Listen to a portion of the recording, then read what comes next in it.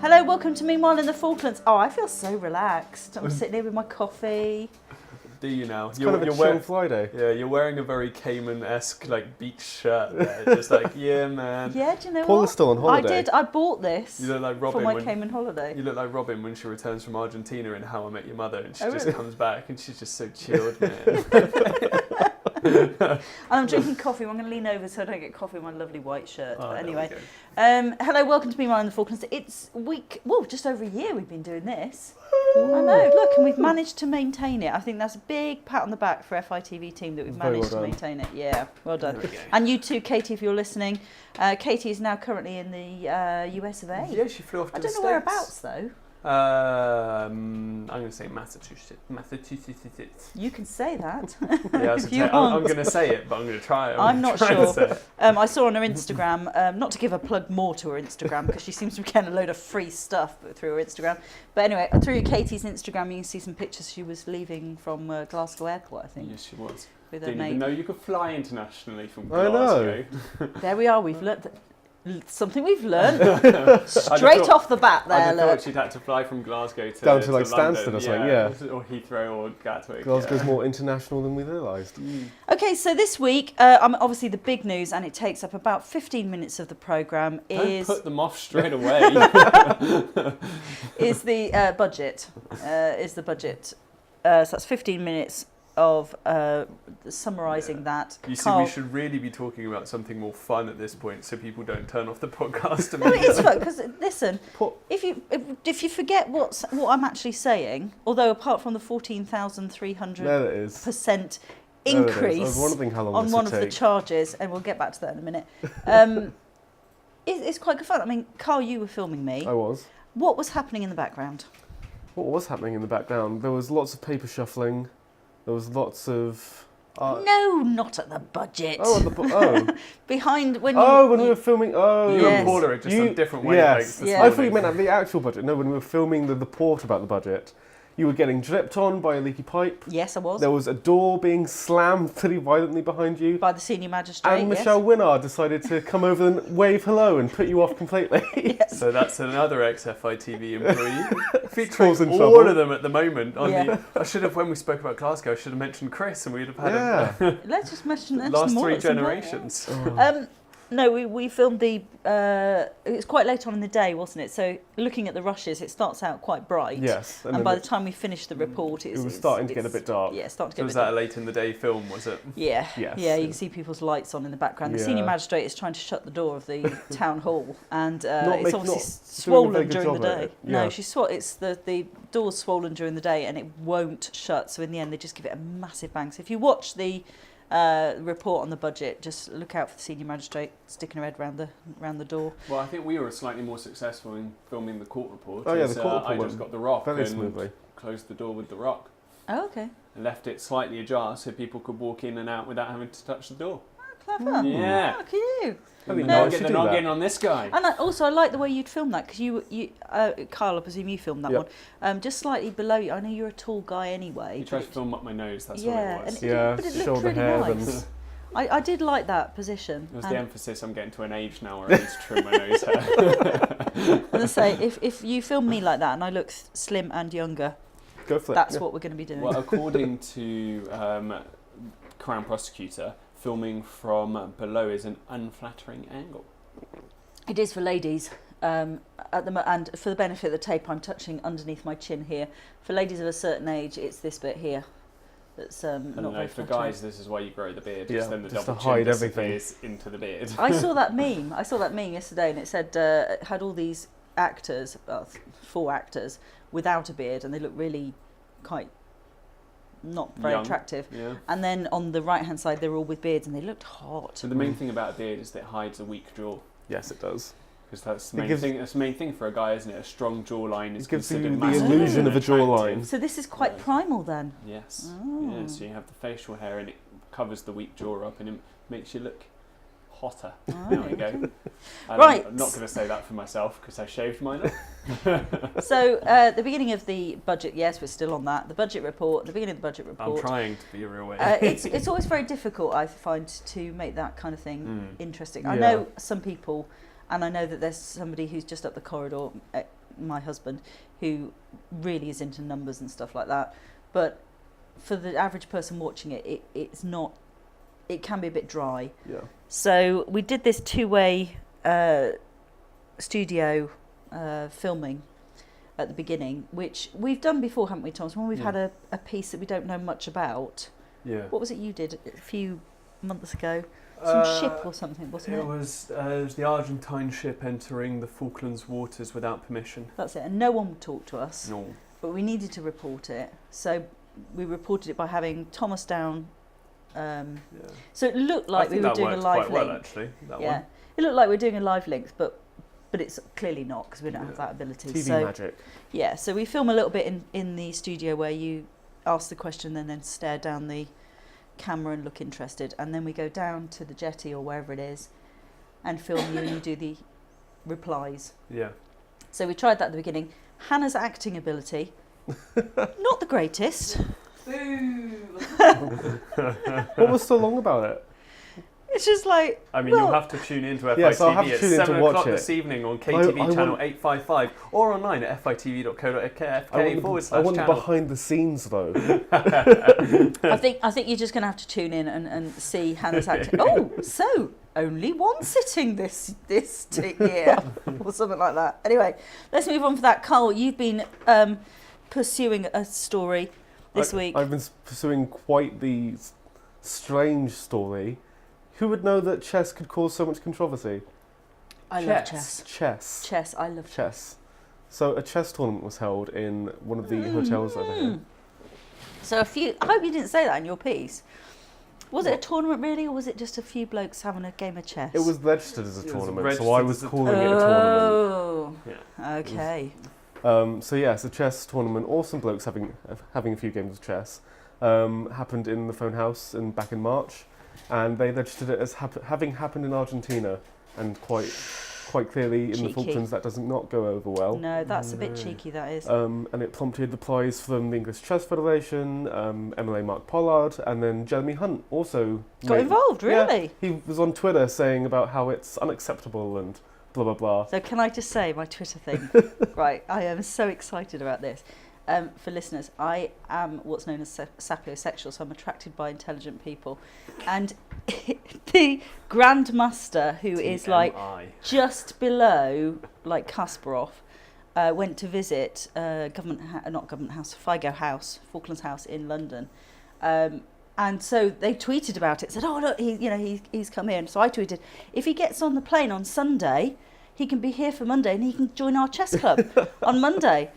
And he's replied. What did he I say? was so excited. He's replied. I'm not going to the Falklands. I hear it's Argentine soil. I'm not going there. No, he said. I will read you his reply. Actually, Whilst Paula's looking up that though, Carl, you said it was held in the Phone House. Were they aware of what's going on? They were not. They thought it was just an innocent chess game, because apparently many Argentine guests over the years have played chess there. as you There's would. not been any, as you would. It's a good way to pass time. And they thought it was an innocent chess game. Obviously, nothing's happened in the past, so they were fine with it. And then since they've tried to register it with the World Chess Federations having happened in Argentina, and it's all been a bit of a slap in the face for the owners of that hotel. So that's a shame. That's Yeah. a shame. I tweeted using my writing name, which is Rita Siegel. So it says, if he gets on the airbridge on Sunday night, he'll be in Stanley for Monday night's chess club. And he's replied, "Nice try, Rita. It won't happen quite so quickly, alas." And I've screenshotted that, and I'm going to print it out and put it on my wall. Let's see a picture of Gerald Butler. It's my picture of Gerald Butler, yes. I'm very excited about that. Right, Thomas, you've been playing a new sport this week. Oh, this is an awful idea. Can we not talk about it? I played once and it wasn't even full contact, and that was 5 days ago, and I'm still aching. He's done nothing but complain about it all week. So you know the golden rule is that you can't break anything because you've got to go on this flight in June to go and film the Island Games. Yeah, so I spoke to Dan Harrison, the IGS teacher, was setting up. He's a massive rugby fan, and ever since he got here 2 years ago, he's wanted to set up rugby. Tried it a couple of times to no avail. He ended up finding some Falkland Islands rugby kit that was made 8 years ago because the Falklands were supposed to play against a Uruguayan side. Right. The game never materialised and the kit was never worn. So he found this and went, come on, one big push as he leaves this winter, summer, wherever you want, whatever hemisphere you're talking about. But so he leaves in a couple of months. He was like, I'm going to set this up. Just about managed to get enough players. By guilt tripping a lot of us in the pub by saying, like, you promised that you would if we were desperate. Well, we're desperate. So I'm playing on the wing against the military. And if anybody has watched Falklands in Focus, you will know. And if you are just a podcast listener, a man of my stature should not be playing rugby. I thought you held your own okay at that training session. I was called too skinny to play rugby in high school. I'm no bigger now. So on the wing, are you quite safe on the wing from being hit? The wonderful way that Dan put it was, it's not a very technical position, so you don't really have to know much. Someone shouts hot ball and you know the ball's coming to you and you've got to run. Okay. I'm hoping that a lot of the work is done by the forwards and they just keep term is rucking, so they'll come in, they'll go down and try and recycle the ball and get phases of play going, and hopefully what that will do is draw in their team to the point where finally when the ball comes out wide to me, everyone's drawn in and I can run without getting tackled. That's a theory, it's not really going to work and I know that, so I've already said I'm adopting the American football tactic, which is if they come near me on the touchline I'm going to run out into touch. I spoke to Jerry Sutherland, the media ops guy who was in this week, and because it's a military team, and he said he'd be there for the game. I said, can you tell your guys, number 14, don't tackle him too hard. The last rugby game I saw was actually in the Cayman Islands. Oh God, okay. And they they played for a bit, and then everyone sort of stopped, and I was like, well, what's going on? Why is everyone stopped? They have a heat break because it's so that hot. makes sense. So they have a heat break in the first half and a heat break in the second half. I don't know whether they call it that. That's what so they probably play it in quarters, but they don't want to call it quarters because so that sounds far too American. Yes. Big shout out to the Cayman Islands rugby team. You're doing a grand job, lads. Yeah, there we go. Paula's Cayman shirt on. On her gap, y'all. She's come back. She's found herself. Yeah, she's all very rah Do you know what I rah. have? Yes, I have. I'm surprised that Monica in French doesn't come back with all the beads and the braided hair. It's funny, my hair does go like that when when it goes all frizzy and stuff. Anyway, so as we're talking about sport, hey Stephen, you'll be happy about this, won't you? So we're talking about sport. Island Games coming up. That kicks off. I think the opening ceremony is on the 6th of July. The tickets are actually on sale now, apparently, for the opening ceremony. So we don't need no ticket. So you're going with Hannah Yes, as part of the meeting, but we're going to do it slightly different this year, aren't we? I think we decided we're going to film it a little bit differently. You and I still need to sit down and finalise the fine print on that. Mainly because we're waiting to hear about how much money we have. But I think one of the big things is one of the big criticisms we had last year. It's obviously not last year, 2 years ago. It's obviously very expensive for us because we are a very small TV company. We work on a very, very small budget. Next so we don't have a lot of money. So we have to get sponsorship to go and film these things. So when you went to film the hockey tournament, which was fantastic, and I'm so glad we did that, we had sponsorship to get you over there. And to get a good production team, and there were 4 of us for Gotland, we needed a lot of money. And companies down here, I mean, they do give us a lot of money, but it's lots of companies. It's not one big company giving us 10 grand, it's lots of companies. Spend half your time. So everyone has to have an advert. So there were lots of adverts in the programme. So what would happen is we would film, say, on day 1, and then day 2, the editor would be editing all the stuff from day 1, and it would go out here in the Falklands on day 1 stuff would go out in the Falklands on day 2 in the evening, if you follow me. And what was the criticism of that? The big criticism was that everyone knew the results anyway because they'd seen it on Facebook, and there were a lot of adverts that they had to sit through. So this year we've done it slightly different. There's only 2 people going. We're going to embrace the mojo. And Thomas is going to do a lot of Facebook Live, and like the swimming. Soon the swimming, so you'll be filming a swimming race. It'll go straight up on our Facebook page. Well, the fantastic thing about that as well is, as you say, it sort of started with when I went to Chile for the tournament in Punta Arenas, and I did all of that over Facebook Live. And when I say I did all of that, I was filming on a DSLR to make a package, 10-minute package for the news at the end of the week. and I found a variety of different people, and it ended up being one of the local brewers actually here in the islands. That he was just quite an avid commentator. So I got my headphones, stuck that in his eye, and he commentated and filmed the whole thing on my phone for me. Brilliant. That's amazing. The reason why that's possible in Chile and will be possible in Gibraltar is the 4G service. That's why Kyle wouldn't be able to come to the rugby match tomorrow and film that and go out on Facebook Live. That just wouldn't work. Never mind the restrictions being on a military base. That's set aside for a second. And the great thing about Gibraltar is, I'm assuming Hannah's in a similar position to me as well. We still need to discuss this, but with the fact that we're still in the EU, and it's all great. EE, for example, if you've got, and you can get any other software before I start plugging. If you've got 4G and data that's available in England, it also works at the same rate all over Europe.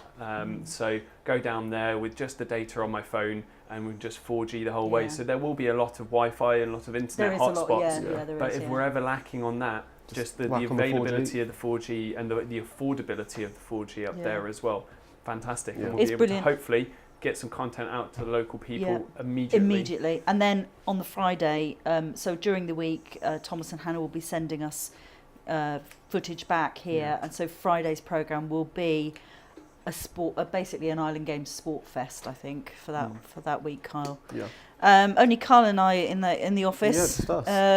Sorry, Kyle and me in the office that week.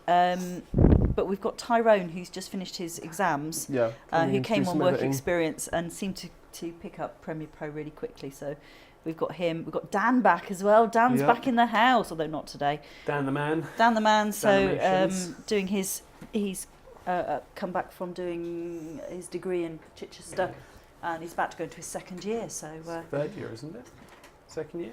I don't know. How long have I known Dan for? I don't know. We've known Dan for it's forever. a quiz now. Because I've been here for 2 years and I thought he started at the start of my time here. So I think he's ending his second year, isn't he? I have no idea. Let's find out on Monday. Find out for Nothing next down week. to ask him. Tune in next time. What did I call that? A cliffhanger? No, rhetorical emergency exit. Okay. We'll work on that. Yeah, that's a piece of work that we're going to be looking at. We'll move away next from week. Dan quickly because Dan's contribution to the show this week was budget, and the last thing I want to do is get back to that. Let's move on. So last week, listener, I was sitting on Friday afternoon having my hair done, getting all my greys, all my grey hair dyed out. And I get this phone call from Thomas saying they're stranded on a ship and actually he won't be in the work next week because he's going to become a pirate instead. Kyle, will you enlighten us on to what happened there? So me and Tom went to the Paula, which is a big German science research vessel, and it got to about 2 o'clock and all the scientists have left. We went down onto the is it the launch? Is that what the little ship's called? The launch. We went down the rope ladder onto the launch, and we was sitting around waiting for it to leave, and we were told there's too many people on this boat. 2 people need to get off. And then Thomas ever so graciously was like, well, all the scientists have been on this boat for the month. We'll get off so that they can get back to dry land as soon as possible. It's fine. We'll get the next Exactly. one. We'll get the next one. And then we get onto the boat, and immediately this kind of mad German sailor comes up to us and goes, "Why are you still here?" Yeah, what are you still doing on my ship? We were like, "Well, they said that there was too many people on the ship." And he's like, "Can they not count? There wasn't 12 people on that ship." And so we all got very confused. So Kyle very graciously offered the piece of information that maybe 10 scientists and the 2 crewmen. He was like, well, they said 12. They didn't say 12 including them. It was like, can they not count? Are they stupid? He got very angry. Yes. But so then we were stuck on the Polar Stern for what, an hour and a half? It was far longer than 2 that, hours. Actually. It was 12:30, 1 o'clock when the last ones got off. We didn't get off until just after 4. It's all the blur. It's all a bit of a cabin fevered blur. Kyle got introduced to a new side of me. Yeah, because me and Tom were both on the ship, and I was kind of walking around, and Thomas started going a little bit stir crazy, and was talking in all kinds of... Did you get a glimpse of what it might be like if you two were in, stranded on a ship for a... I got a very good sense of which one of us would survive longer. Well, me, because I was deluded. I don't feel any cold. I'm fine. In my head, I'm on a tropical island. Woohoo! I just locked you outside and stayed in the boat. Anyway, that brings us very, very neatly on to a piece that has been given a lot of praise by an awful lot of people. The Shipwreck, R. Kelly. John R. Kelly. That I spelt wrong. And How you did you had spell that local wrong? historian David Bailey, who did a fantastic job. History teacher. Yeah. So well known But locally. beautifully filmed, really nice, a lot of walkie-talkies. Thank you. And so the filming bit is the only bit I can take credit for because Bailey presented it and wrote the Bailey whole was thing. amazing. So I filmed it and edited it. But very difficult because you've got no. I mean, I know there's one shot where he's doing a piece to camera inside the wreck of the Charles Cooper. Yeah, Charles Cooper. There's no actual physical wreck of the John R. Kelly, is there? No, the only thing remaining is, and in a piece to camera earlier on in the package, are the some doors. Something-way doors. Man, I should really know this with the number of times I watched it. Companionway doors. Oh man, he's going to kill me if I got that wrong. The only piece of information I'll give away is those doors are in the museum, in the Historic Dockyard Museum. They're upstairs. You can go and see it. There's a whole small exhibition on the John R. Kelly, and the captain had told the ladies on board in an attempt to reassure them that if the ship was going to go down, he would lock them inside and lock these doors so that their bodies wouldn't feed the fish. And it was like, if we go down and you're going to drown, at least you won't feed the fish. I'll lock you in here. Oh my god! It was just like, wow, reassuring. Yeah, really reassuring. But there's so many. One of the most interesting things about it, and it was an idea that Bailey and I had, because Bailey popped in to have a cup of tea and a biscuit, and I'd written that there was the anniversary of the wreck of the John R. Kelly coming up. It was on the board, and actually it wasn't here. Pardon me, we were having dinner, and I mentioned that was coming up, and hey. Do you fancy doing something on it, local historian? Ha ha.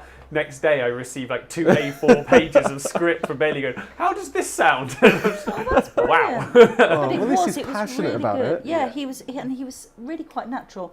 A natural presenter, I think, Yes. which I guess comes from his being a history teacher.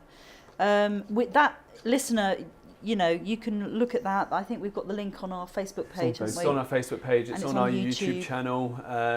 And even though the link on the Facebook page is spelt incorrectly, I have corrected it in the title because it's John R. Kelly EY at the end, not R. Kelly like the rapper. Okay, that's what you were thinking. That would be much more controversial. Yeah, I'm trying to find pictures of the John R. Kelly online. When I was just typing in John R. Kelly images, it was just R. Kelly popping up all over, random picture of a ship and then pictures of his face again. I was like, wow, this is not helpful at all. What did you end up calling it in the end? Because I know you had 2 different names for it. So we've given it the original working title, which was Falklands Wrecks. But I wanted something illiterate, so I wanted to call it Bailey's Broken Boats. That's fantastic. I love that And that name. didn't pass. No, that didn't fly. Funnily enough, the trustees at the museum vetoed that before it even come out my mouth. Then I said weird and wonderful wrecks, but I just want some alliteration. That's all I want. Nice. Anyway, we've got a big day tomorrow, haven't we? Sorry, I must stop saying and Yes. Tomorrow, Everything's happening. Tomorrow, everything's happening. We have got 1, 2, 3, 4, 5 5 to be at. things, all very time sensitive. Yep. So They will all be in the news next week. yeah, Steve very kindly is taking a phone to the table tennis tournament and has agreed to take some shots of the table tennis tournament. I've told him he cannot get to the final because we need the final filmed.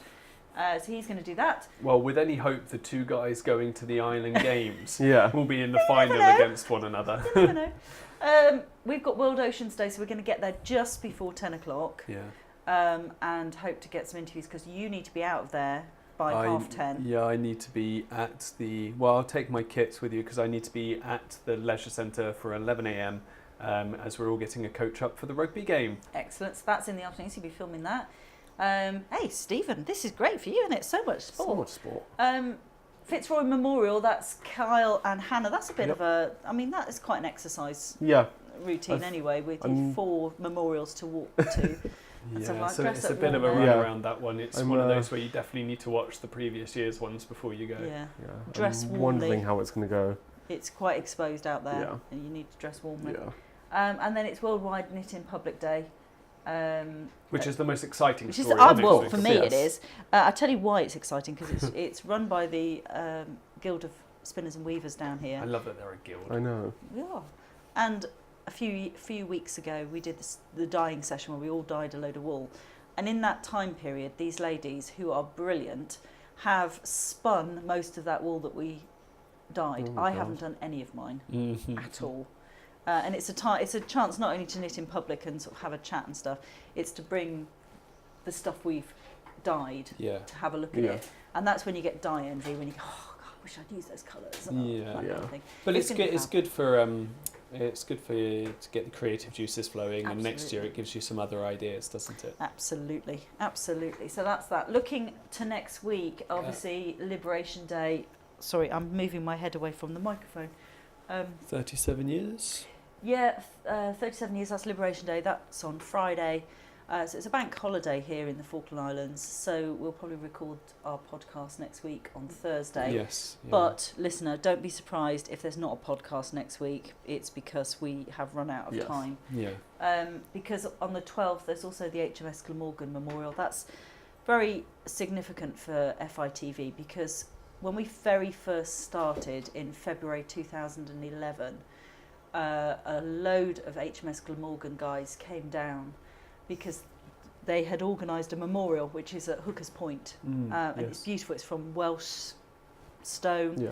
and it's got like a little point on it, and the point it's angled, and so one way indicates where HMS Glamorgan was when she was hit, and the other way is angled towards the Two Sisters Mountains, and they were providing cover fire. yeah. I didn't realise that a ship can provide cover Yeah. fire That far away. that far away. Yeah. So HMS Glamorgan, if you don't know, she was hit by an Exocet missile. I had the great honour of interviewing Ian Inskip, who was the navigator on board HMS Glamorgan. Sadly, he died a couple of years ago. And I also interviewed one of the officers called Paul Engine at a separate location, and they both told the story. And with the Glamorgan, there's a whole story arc to where they got hit, to how they dealt with it all. Yeah. And between the two of them, they tell this story, and it is incredibly moving. I think it's on our YouTube channel.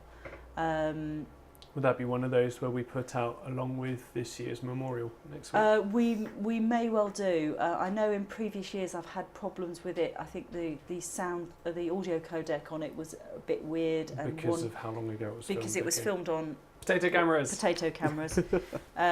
So it's not the best. And also when I filmed Ian Inskip, I crossed the line.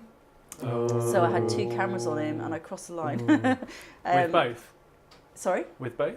No, well, because I've got one, and so I've had to flop his image when it's a close-up. So if you're looking at some of the his facial features, you may think, oh, that's a bit weird from the other angle, because I've had to flop his image. But hey, look, it was my first thing I did. No, you it's know. fine. It's fine.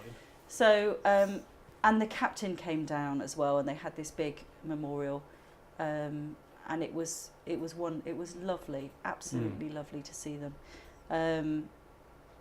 But Yeah, that'll that's be a my very first- touching my one first- next week. yeah. Then yeah. So if I can dig that out of the data drive, the we'll put that archives. out. Yeah. Filipino Independence Day in the Celebrated, evening. yeah. And when And the government house do all the food, and it's fantastic. the big question remains is, of course, on a selfish note, how much am I going to complain about how sore I am next week? Yeah. Tune in next week, folks. Yeah. Tune in next week for I'm the still Thomas aching. Memorial that we have here. Yeah.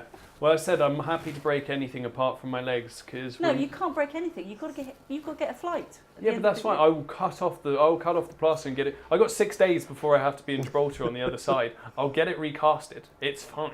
I'll cut that off. So for the benefit of the tape, I'm looking sceptical. Yeah. Right. Have we got any recommendations this week? That's a no then. I recommend tuning into ESPN this evening at 10 o'clock Falklands time to watch the NBA finals as the Toronto Raptors are doing incredibly well. It's the first time a Canadian team has ever made it to the NBA finals. Oh, wow. And they're playing the Golden State Warriors that have the second best NBA player alive at the moment, Stephen Curry. So it promises to be a very good and very interesting game. Okay. Yeah. Okay, all right. So we You're had welcome, a guy. We had a guy come in yesterday afternoon. One of the handy guys at Stanley Services, and he came in to look at our tripods because we've got a bit of a tripod graveyard next door, haven't we? To see if he could sort of fix any or make any work. And he came past the door and he went, "Oh, we've got the football on," because we've obviously, being a television station, we've got a TV in our office that is on. Well.